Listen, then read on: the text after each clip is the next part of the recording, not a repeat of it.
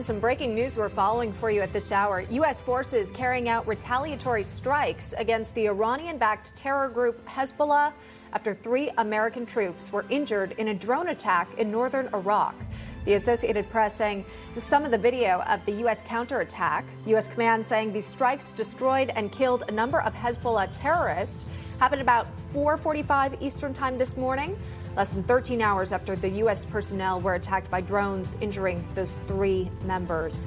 So some developing news in the Middle East. Thanks so much for tuning in to National Report. I'm Emma Reckenberg. I'm Logan Raddick in for Sean Kreisman this morning. There have been more than 100 attacks on U.S.-based troops, or U.S. bases, rather, in Iraq and Syria since October 7th. Actually, the week after October 7th is what the Pentagon's telling us. Those attacks didn't start right away, but those Iranian-backed proxies have been attacking U.S. troops. Iraqis taking to the streets of Baghdad, protesting the U.S. deadly strike. And Hezbollah is Iranian-backed, also operates out of Lebanon primarily.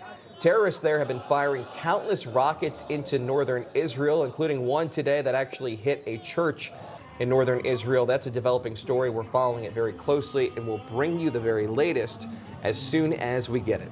For the most up-to-date from the Middle East, we turn now to correspondent Sarah Williamson, live in Israel with more. Sarah?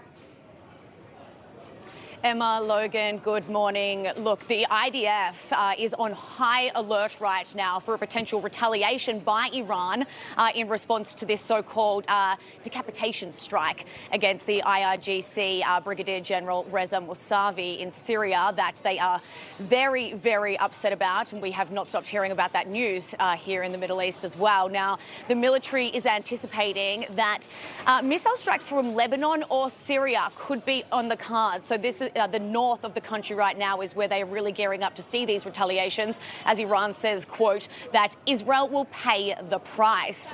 Defense Minister Yoav Gallant is warning Lebanon that it will suffer should Hezbollah strike. Take a listen. Hezbollah looks at what is happening in Gaza and it understands very well what we did in Gaza can also be done in Beirut. We do not want that possibility, but we will not leave the residents without protection, and we will return them to their homes.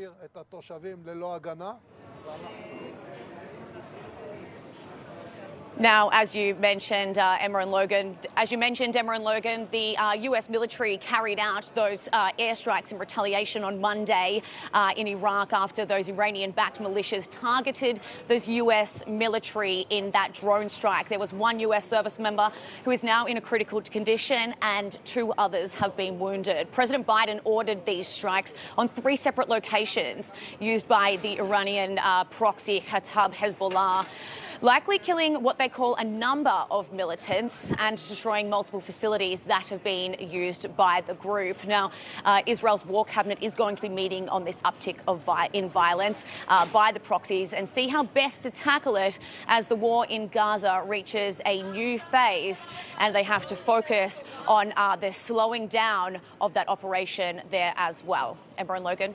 All right, Sarah Williamson, live for us from Tel Aviv. Sarah, thank you very much. All right, to New York now, where hundreds of anti-Israel protesters chanting, as you heard, the NYPD, equating them to the KKK, while screaming, quote, "Long live the Intifada." That's a chant to cause violence to Jews worldwide.